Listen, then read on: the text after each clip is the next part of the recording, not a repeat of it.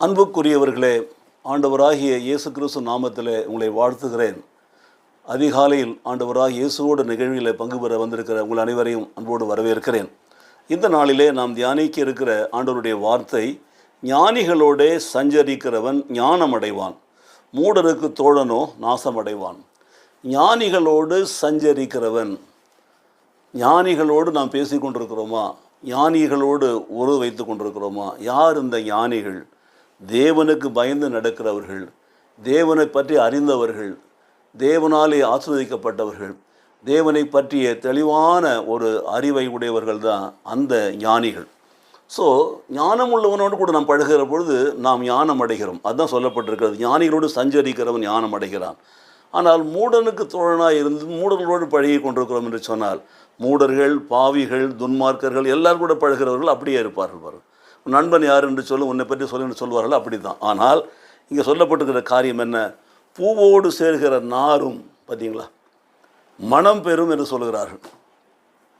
ஆனால் அதே வேளையில் அதனுடைய ஆப்போசிட்டாக எதிரியாக இருக்க காரியத்தை பார்த்தீங்கன்னா, அப்படிப்பட்ட நாற்றமெடுத்த மக்களோடு வைத்திருக்கிற உறவு வைத்திருக்கிற பிள்ளைகள் அப்படியே வாழ்வார்கள். பாருங்கள். ஆகவே எனக்கு பிரியமானவனை, இந்த காலை வேளையில் ஆண்டவர் உங்களுக்கு கொடுக்குற ஆலோசனை என்ன தெரியுமா? ஞானத்தை தேடுகிறவர்களாக, ஞானத்தை பெற்றுக்கொள்கிறவர்களாக நீங்கள் இந்த பூமியிலே வாழ வேண்டும். ஞானம் என்பது கடவுள் யார், அவர் எப்படிப்பட்டவர், வல்லமை என்பது என்ன என்பதை மாத்திரமல்ல, கடவுளுக்கு பயந்து வாழ்கிற ஒழுக்கமுள்ள வாழ்க்கை என்ன, கடவுளுடைய கற்பனை நடந்து வாழ்க்கை, அவைகளை குறித்து நமக்கு சொல்கிற ஒரு காரியம். அப்போ ஞானம் யாருக்குரியது? இந்த ஒரு கேள்விக்கு நீங்கள் என்ன பதில் சொல்லுவீர்கள்? யாரெல்லாம் தேடுகிறோமோ, ஞானத்தை தேடுகிறோமோ, கர்த்தரை தேடுகிறோமோ, கர்த்தரின் பிள்ளைகளை தேடுகிறோமோ, கர்த்தரின் ஊழியக்காரர்களை தேடுகிறோமோ, அவர்களோடு நாம் சஞ்சரிக்கிற பொழுது, உறவாடுகிற பொழுது, பேசுகிற பொழுது, உறவு வைத்துக் கொள்கிற பொழுது நாம் ஞானம் அடைகிறோம். பாருங்கள். ஆகவே இறை ஞானம் என்பது ஒரு மறைக்கப்பட்ட ஞானம் கிடையாது.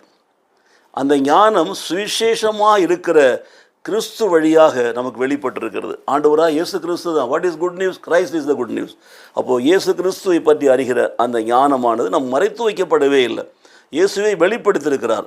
ஆனால் அதை நாம் அடைய வேண்டும் என்ற ஒரு ஆர்வத்தோடு, நல்ல கவனிங்க, அடைய வேண்டும் என்ற ஆர்வத்தோடு, ஒரு கட்டுப்பாட்டுள்ள ஒரு உழைப்போடு கூட அந்த ஞானத்தை நாம் தேடுகிற பொழுது ஞானம் நமக்கு கொடுக்கப்படுகிறது. அந்த ஞானம் நம் வாழ்க்கையிலே பெருகுகிறது என்பதை நாம் பார்க்கிறோம். ஸோ ஞானவான்களுடைய ஐக்கியத்தில் நினைத்திருக்கிற பொழுது நாம் ஞானவான்களாய் மாறுகிறோம், நாமும் ஞானிகளாய் மாறுகிறோம், நாமும் கர்த்தருக்கு பயந்து நடக்கிறவர்களாய், கர்த்தருக்கு கீழ்ப்படிகளாய் மாறுகிறோம். மாத்திரமல்ல, அது நம்முடைய வாழ்க்கையில் பெரிய பெரிய ஆசீர்வாதங்களை கொண்டு வருகிறது. பாருங்கள். ஸோ ஞானிகளுடைய ஐக்கியம், ஞானவனுடைய ஐக்கியம் என்பது ஒரு நல்ல திருச்சபையில் ஒரு அங்கத்தினராக இருக்கிறது. ஆண்டவருடைய வார்த்தைகளை தெளிவாக பிரசங்கிக்கிற, ஒழுக்கத்தை காட்டுகிற ஒரு நல்ல திருச்சபையில் உறுப்பினராக இருப்பது மாத்திரமல்ல, அங்கே போதிக்கப்படுகிற போதனைகளுக்கு கீழ்ப்படிந்து நடக்கணும், அந்த போதனைகளை கேட்க வேண்டும்.